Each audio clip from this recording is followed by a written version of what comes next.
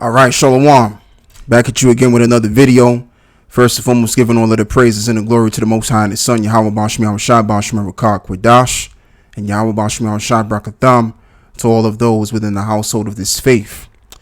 And just to be quick with this one over here, just got done doing a video that I did concerning the SMVB situation, and as well as the other banks, which is, suffer their problems as well. All right, and Peter Schiff is going to give his analysis as I'm going to read it, and I mean, as in this particular article, he comes straight through the gate on this one right here, and many other topics I'm going to touch on as well in regards to where this world is going next, as we've always been saying. All right, so now let's get started. Peter Schiff, the 2023 financial crisis begun. As we start to sort through the fallout of the failure of the SVB and the Signature Bank and the government's reaction to it, the next question is, what's next? The government officials and the mainstream pundits insist everything is fine now. They say quick government action averted a crisis, but in his podcast, Peter Schiff said this is really just the beginning of the next financial crisis. Excuse me. This is no longer the 2008 financial crisis.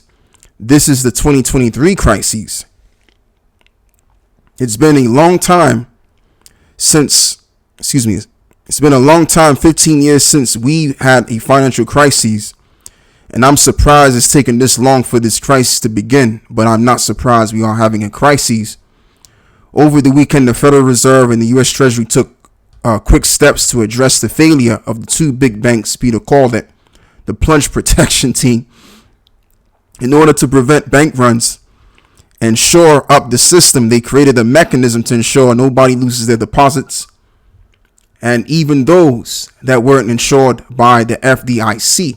And they also set up a loan program that effectively bails out any other banks that might be on shaky grounds.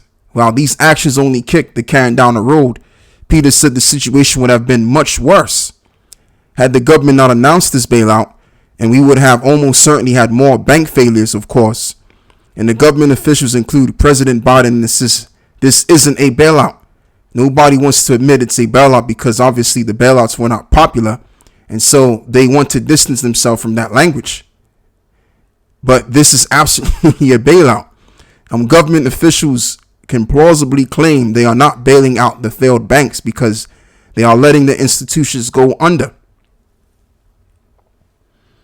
But the bank's customers are getting bailed out and they would have lost money. But now they're not going to lose money. Why? Because the government is going to make up their losses. Biden and others also swear taxpayers aren't on the hook on this.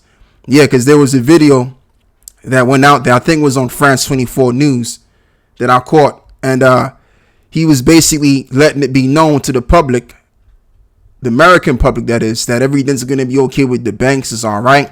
And then, and in saying that, that's something to really pay close attention to, because whenever your prime minister, your president tells you, whenever there's a crisis, things are going to be okay, he's really meaning the quite contrary, meaning you're supposed to worry about what's going to happen.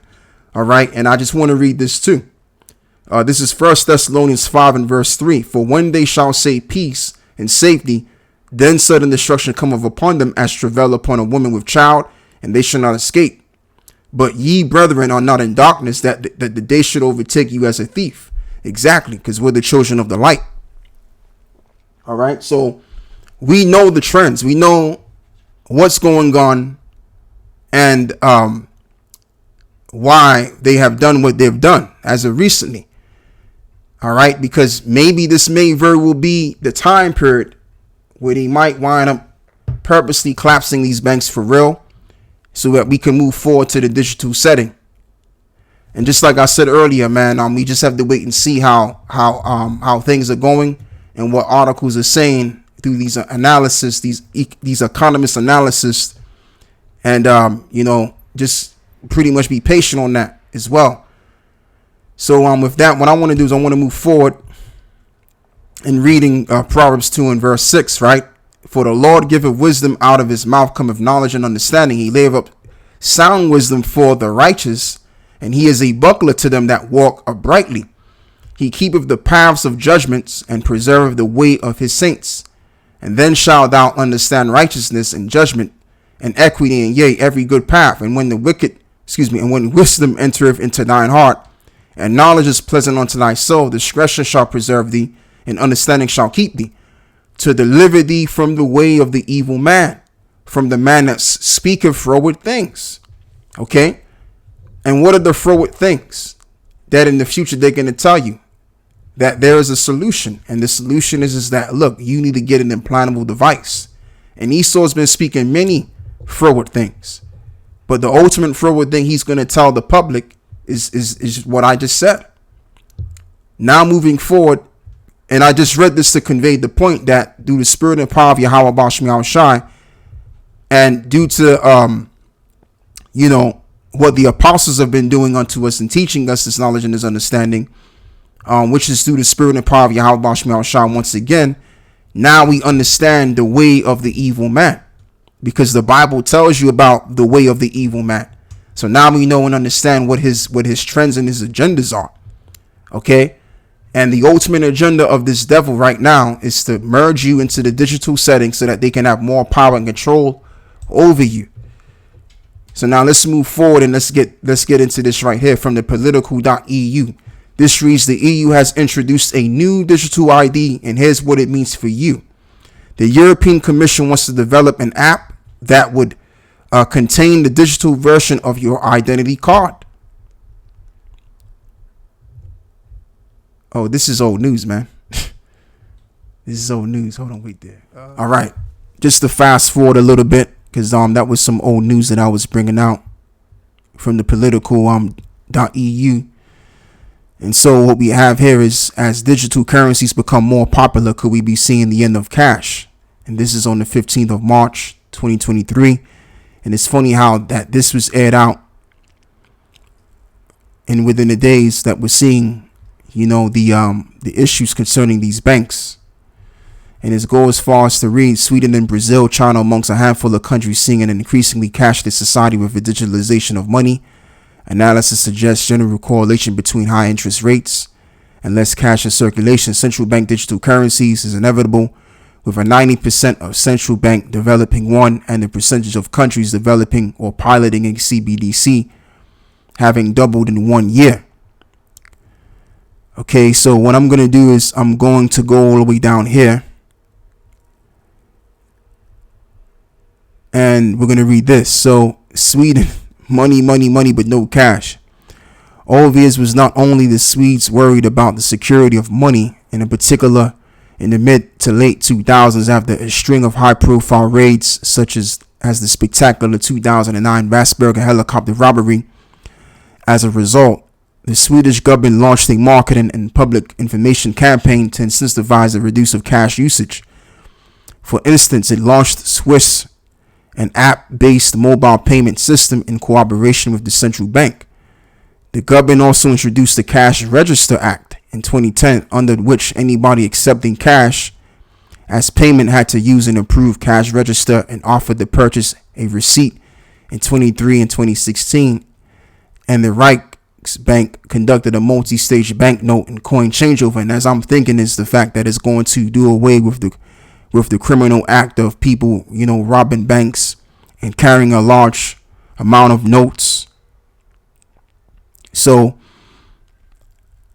this is another way to convince the people, especially those that are reading this with no understanding, that it's a greater way to buy and sell from a digital setting because of these issues. And I want to click on this as well, which this is old, but this is convincing that of the benefits of a cashless society, right?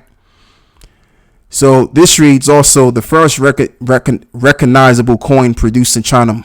Oh boy. Yeah. If you visit China today, however, there's a strong chance you'll see people paying for things using facial recognition on their phones. This is a radical shift, but just the beginning of the cash revolution.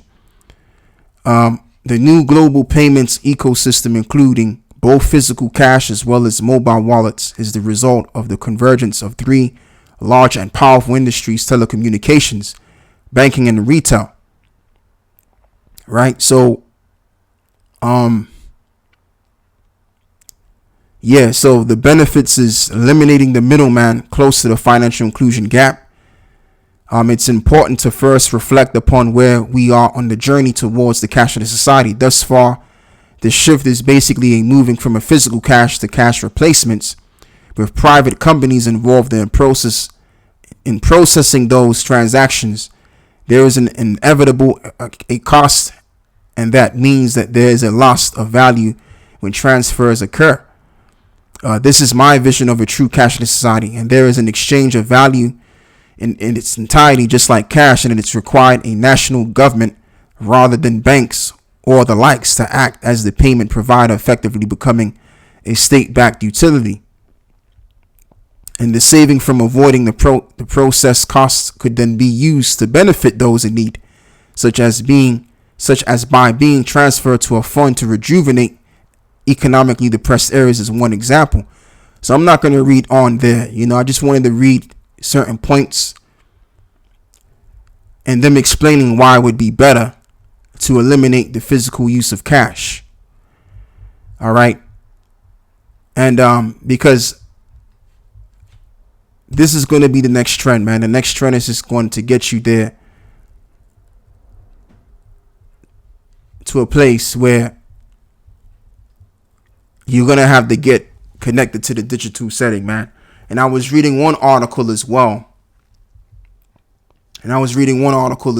That was saying that digital currencies will be better off because of the interest rates, right? And again, that's just to convince you even more to accept that notion of you coming under that